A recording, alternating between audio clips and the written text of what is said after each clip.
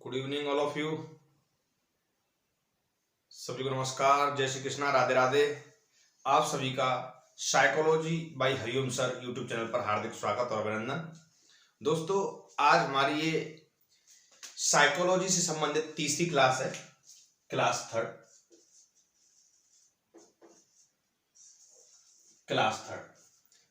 है आज हमारी, जो रीड से संबंधित है। और ये रीड के लिए है क्लास। आज हम दोस्तों रीड का सिलेबस डिस्कस करूंगा मैं आपसे, रीड का सिलेबस, और उसमें भी हम साइकोलॉजी और टीचिंग मेथड की बात करेंगे। तो पहले हम बात करें रीड की। रीड तो रीड के दोस्तों दो लेवल हैं।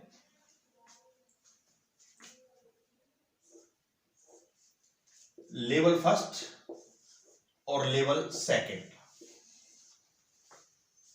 लेवल फर्स्ट एसटीसी वालों के लिए है, लेवल सेकंड बीएड वालों के लिए है। दोस्तों, लेवल फर्स्ट और लेवल सेकंड में जो सिलेबस है, उस सिलेबस में कुछ बातें दोस्तों कॉमन है, कुछ बातें बिल्कुल दोस्तों कॉमन है। जैसे लेवल फर्स्ट में एक पार्ट है साइकोलॉजी का, जो कॉमन पार्ट है मैं दोनों को कॉमन लिख लेता हूं।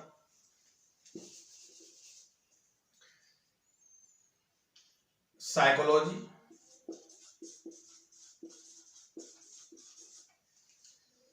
दूसरा जो पार्ट है दोस्तों हिंदी, संस्कृत या अंग्रेजी।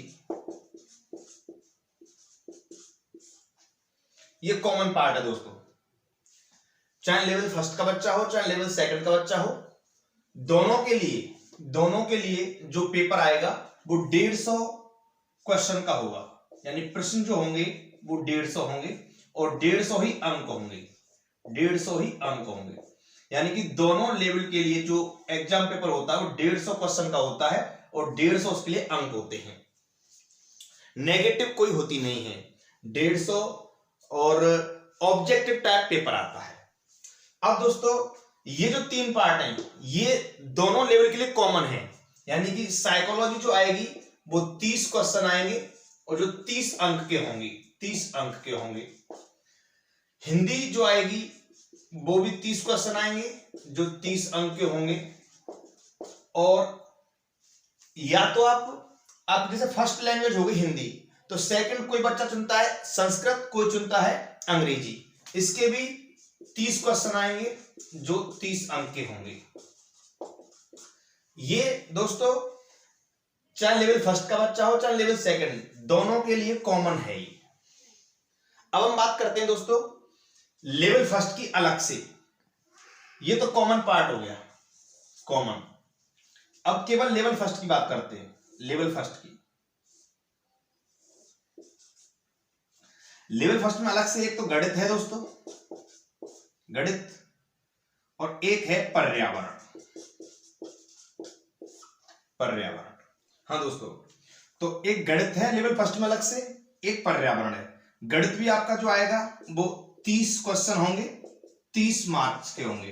पर्यावरण भी आपके 30 क्वेश्चन होंगे, 30 मार्क्स के होंगे। ये तो दोस्तों लेवल फर्स्ट का है। 30 क्वेश्चन साइकोलॉजी, 30 हिंदी, 30 संस्कृत या अंग्रेजी, 30 पर्यावरण और 30 गणित।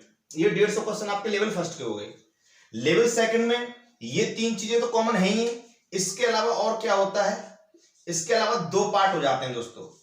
एक साइंस मैथ वाला पार्ट, यानी कोई साइंस का बच्चा है उसके लिए अलग सिलेबस है 60 अंक का, और कोई एसएसटी का बच्चा है उसके लिए अलग सिलेबस है। यानी जो बीएड वाला है साइको, हिंदी, संस्कृत, अंग्रेजी कॉमन है। साइंस वाले के लिए 60 क्वेश्चन जो आते हैं वो मैथ साइंस के आते हैं, मैथ साइंस के 60 क्वेश्चन। एसएसटी वाले के लिए जो 60 क्वेश्चन आते हैं वो जीके के आते हैं। ये दोस्तों एक परफॉर्मा है रीट के एग्जाम का। ये तो मैंने कॉमन बात बताई आपको। हम जो डिस्कस करने वाले हैं दोस्तों, हमारा जो पार्ट है, हम अपने YouTube चैनल पर psychology by Hariom sir YouTube channel पर हम आपको पढ़ाने वाले हैं, वो केवल साइकोलॉजी की बात करेंगे हम। इसकी ये पार्ट हमारा है साइकोलॉजी, 30 अंक और 30 नंबर। इसको हम डिस्कस करने वाले हैं। और मैं आपको टीचिंग मेथड भी डिस्कस करूंगा, कंप्लीट टीचिंग मेथड पढ़ाऊंगा मैं आपको। हिंदी के टीचिंग मेथड, संस्कृत के टीचिंग मेथड, गणित के टीचिंग मेथड, पर्यावरण के टीचिंग मेथड, कंप्लीट और कॉमन टीचिंग मेथड, पूरे टीचिंग मेथड भी पढ़ाऊंगा अपने यूट्यूब चैनल पर, और कंप्लीट साइकोलॉजी। तो इस वीडियो में डिस्कस करने वाले हैं साइकोलॉजी के सिलेबस को डिस्कस करने वाले हैं। साइकोलॉजी का सिलेबस अभी डिस्कस कर रहे हैं। ये एक कॉमन बात हो गई जो मुझे आपको बतानी थी। तो दोस्तों आज हम साइकोलॉजी का सिलेबस डिस्कस कर रहे हैं इस वीडियो में, केवल साइकोलॉजी का। देखें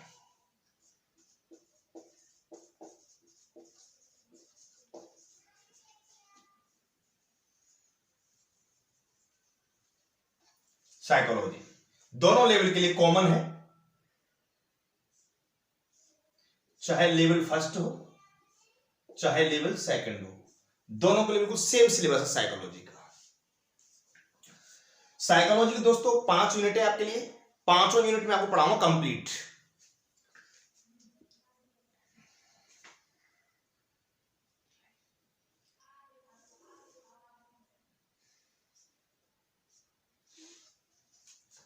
ये है आपकी पहली यूनिट जिसका नाम है बाल विकास। बाल विकास ये आपकी पहली यूनिट है दोस्तों।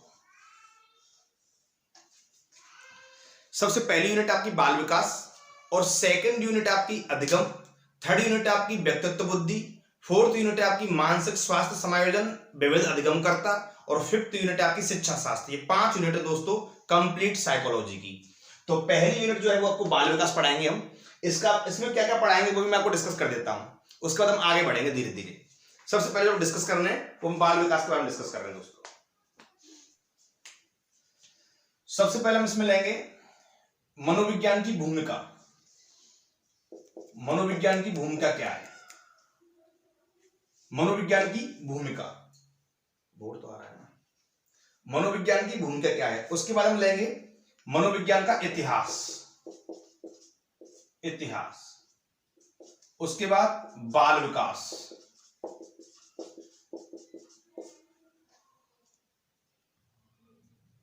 इतिहास के बाद ही हम यहां एक पॉइंट, इतिहास के बाद विकास क्रम, मनोविज्ञान का विकास क्रम क्या है, उसके बाद पढ़ाएंगे अपन बाल विकास। बाल विकास में पढ़ेंगे दोस्तों कुछ बाल विकास से संबंधित परिभाषा, उसके बाद बाल विकास को प्रभावित करने वाले कारक,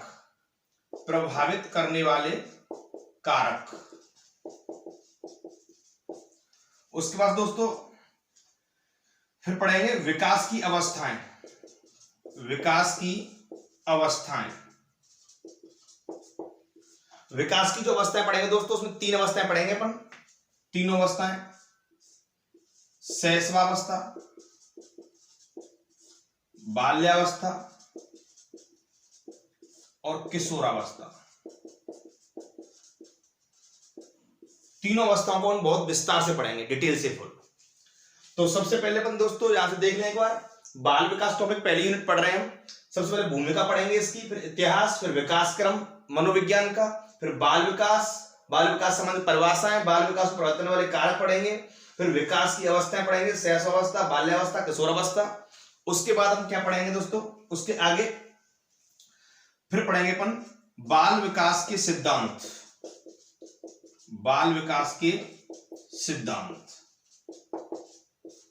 और बाल विकास के जो सिद्धांत है दोस्तों, इसमें मैं आपको लगभग 8-10 सिद्धांत पढ़ाऊंगा। बाल विकास के सिद्धांतों में 8-10 सिद्धांत मैं पढ़ाऊंगा आपको। जैसे कौन कौन सिद्धांत पढ़ाते हैं मैं आपको नाम काउंट करा देता हूं, या पूरे सिद्धांत हम लिखेंगे नहीं, केवल नाम काउंट करा देता हूं, उसके बाद पढ़ेंगे जब डिटेल से मैं आपको बताऊंगा। बाल विकास के सिद्धांत जो है दोस्तों, ये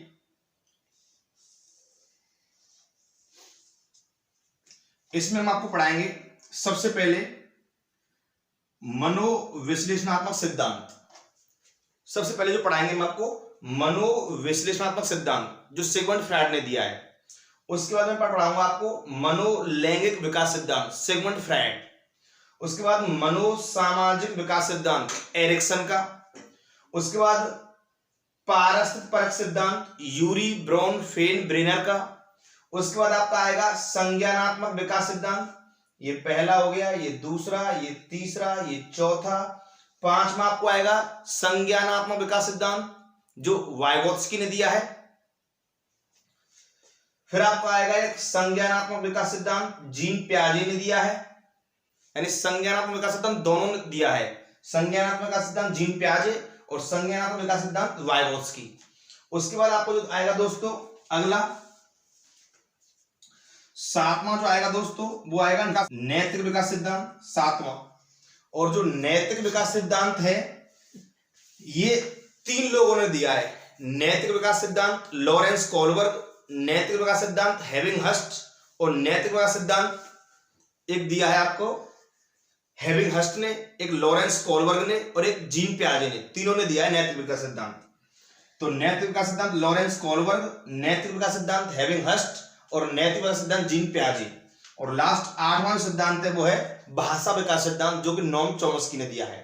तो ये आठों सिद्धांत हम आपको पढ़ाएंगे रेगुलर। कौन कौन से एक बार दोबारा देख लें। सबसे पहला सिद्धांत है मनोविश्लेषण सिद्धांत सिगमंड फ्रायड, मनोलैंगिक विकास सिद्धांत सिगमंड फ्रायड, मनोसामाजिक विकास सिद्धांत एरिक्सन। उसके बाद आपका चौथा पारस्परिक सिद्धांत यूरी ब्राउन फेन ब्रेनर। फिर आपका है पांचवा संज्ञानात्मक विकास सिद्धांत जीन पियाजे, संज्ञानात्मक विकास सिद्धांत वाइगोत्स्की। ये सातवां जो सिद्धांत है दोस्तों उसका नाम है नैतिक विकास सिद्धांत जो कि लॉरेंस कोलबर्ग ने भी दिया है, हेविंगहर्स्ट ने भी दिया है, जीन पियाजे ने भी दिया, तीनों ने दिया। तीनों का अपना आप में बड़ा सिद्धांत है, तीनों अलग अलग पढ़ाएंगे हम, यानी तीन सिद्धांत हो जाएंगे एक तरह से। और आठवां है भाषा विकास सिद्धांत नोम चॉम्स्की। ये आपके बाल विकास के 8 सिद्धांत हैं, हम 8 सिद्धांतों को डिटेल से पढ़ाएंगे आपको बहुत लेंथी तरीके से। उसके बाद हम दोस्तों क्या पढ़ाएंगे इसमें, देखो बाल विकास सिद्धांत के बाद क्या पढ़ाएंगे, फिर हम पढ़ाएंगे इसमें आठवां जो पॉइंट, नेक्स्ट जो पॉइंट है दिख रहा है यहाँ तक, दिख रहा है, इसमें पढ़ाएंगे फिर सिद्धांत के बाद में बाल विकास के चारों पक्षों का अध्ययन, बाल विकास के चारों पक्षों का अध्ययन। और चारों पक्षों का जो अध्ययन है दोस्तों, इस चारों पक्षों के अध्ययन में कौन कौन से 4 पक्ष हैं, शारीरिक विकास, संज्ञानात्मक या मानसिक विकास, संवेगात्मक विकास और सामाजिक विकास। इन चारों विकासों को अपन डिटेल से पढ़ेंगे। इसमें मैं यहां ले लेता हूं, थोड़ा सा इधर यहां बता देते हैं हम, यहां पे सबसे पहले इसमें पढ़ेंगे हम शारीरिक विकास, शारीरिक विकास। उसके बाद पढ़ेंगे हम मानसिक विकास या इसे संज्ञानात्मक विकास भी बोल सकते हैं। फिर पढ़ेंगे संवेगात्मक विकास, संवेगात्मक विकास। और उसके बाद पढ़ेंगे अपन दोस्तों लास्ट में सामाजिक विकास। इन चारों विकास को भी बहुत डिटेल से पढ़ेंगे। ये अपने आप में एक मात्र हेडिंग नहीं है, बहुत ही लेंथी पैटर्न है इसका, शारीरिक विकास बहुत लेंथी पढ़ेंगे। उसके बाद दोस्तों एक पॉइंट आएगा इसमें, इन विकासों के बाद एक पॉइंट आएगा विकासात्मक विधियां, विकासात्मक विधियां पढ़ेंगे अपन, विकासात्मक विधियां। और लास्ट में दोस्तों पढ़ेंगे हम एक पॉइंट, अंतिम जो पॉइंट है इस टॉपिक का वो है विकासात्मक रोग, विकासात्मक रोग। और यहां आके ये जो पहली यूनिट है वो क्लोज हो जाएगी दोस्तों। ये आपका पहली यूनिट का सिलेबस है दोस्तों। ये जो विकासात्मक रोग है इंपॉर्टेंट चैप्टर है, थोड़ा लेंथी भी चैप्टर है, डिटेल से पढ़ाएंगे। यहां से अब की बार रीट में 2 प्रश्न आए थे विकासात्मक रोग से, एक तो वो डाउन सिंड्रोम वाला प्रश्न और एक वंशानुगत क्लाइंट-हेल्टर सिंड्रोम वाला, वो वाला 2 प्रश्न आए थे। वंशानुगत रोग कौन सा है वो वाला, और एक डाउन सिंड्रोम का कारण कौन सा है, 2 प्रश्न यहां से आए थे। तो ये दोस्तों पहली यूनिट है बाल विकास, इसका आप स्क्रीनशॉट ले लें दोस्तों, इसका आप स्क्रीनशॉट ले लें, फिर मिटा के फिर दूसरा कराऊंगा, तो इधर आएगा नहीं, वो जल्दी से स्क्रीनशॉट ले लें तुरंत इसका।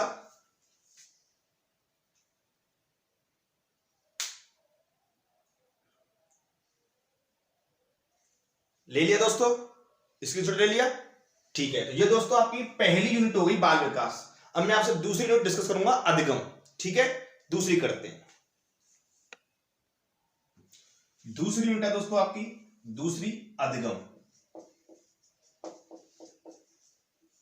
अधिगम सबसे पहले दोस्तों इसमें पढ़ेंगे अधिगम का अर्थ, फिर अधिगम संबंधित परिभाषाएं, उसके बाद अधिगम के सोपान, फिर उसके बाद अधिगम की विशेषताएं, फिर अधिगम के सिद्धांत आएंगे दोस्तों, अधिगम के सिद्धांत। और सिद्धांत में दोस्तों लगभग मैं आपको 13-14 सिद्धांत पढ़ाऊंगा, बहुत सारे, उनके नाम नहीं लिख रहा हूं दोस्तों, मैं बहुत टाइम लग जाएगा नाम लिखने में, नाम को हम कट कर रहे हैं यहां से, तो बता देता हूं आपको।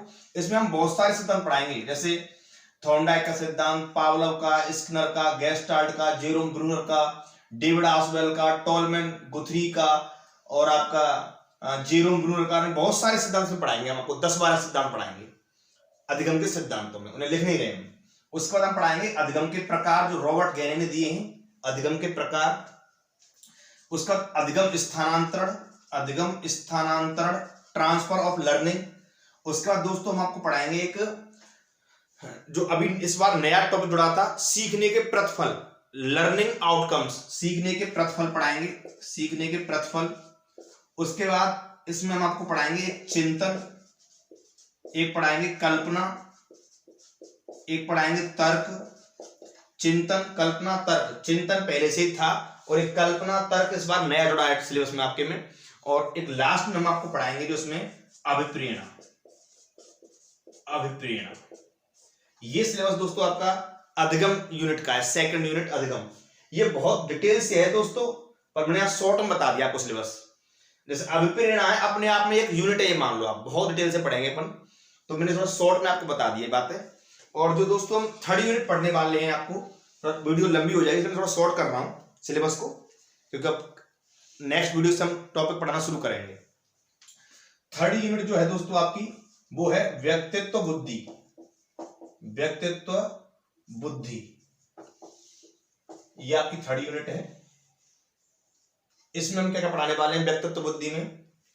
सबसे पहले हम पढ़ाएंगे इसमें व्यक्तित्व की परिभाषा, व्यक्तित्व की परिभाषा।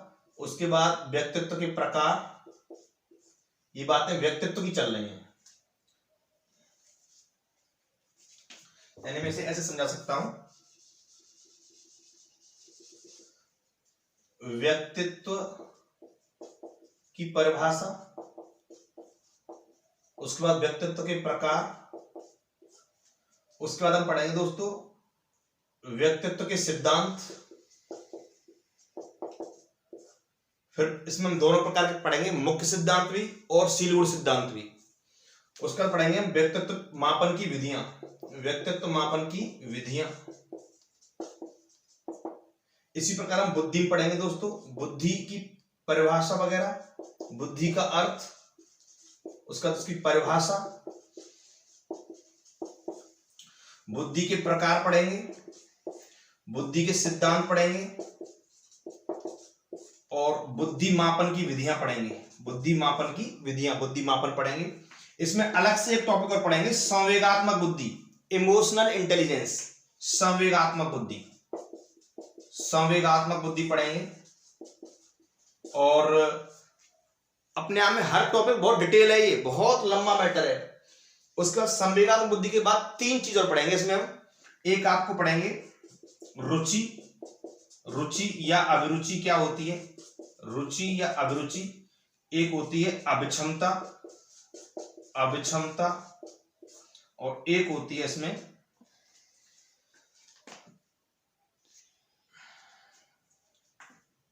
रुचि या अभिरुचि, एक अभिक्षमता, और एक है अभिक्षमता को क्या कहते हैं, अभियोग्यता, अभियोग्यता। और एक होता है दृष्टिकोण, एटीट्यूड, दृष्टिकोण या नजरिया। ये 3 चीजें इसमें पढ़ेंगे। तो ये अब यूनिट हो गई थर्ड। और चौथी जो यूनिट है दोस्तों, चौथी, उस यूनिट का नाम है मानसिक स्वास्थ्य, मानसिक स्वास्थ्य एवं समायोजन, मानसिक स्वास्थ्य एवं समायोजन,